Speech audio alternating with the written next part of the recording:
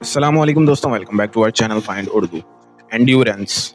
Endurance का मतलब है हिम्मत, सब्र, बर्दाश्त। एंड्योरेंस का मतलब है मुश्किल, दुख या लंबी मेहनत को बर्दाश्त करने की सलाहियत। इसका ताल्लुक सिर्फ फिजिकल स्ट्रेंथ से नहीं बल्कि मेंटल और इमोशनल स्ट्रेंथ से भी होता है। ये क्वालिटी होती है जो इंसान को मुश्किल वक्त में हिम्मत ना हारने देती है। हर endurance during the marathon was impressive. Marathon के दौरान उसकी हिम्मत बहुत काबिले तारीफ थी।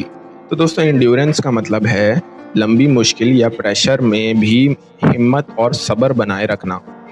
उम्मीद है अब आपको इंड्योरेंस का मतलब समझ में आ गया होगा। मिलते हैं नेक्स्ट वीडियो में। शुक्रिया।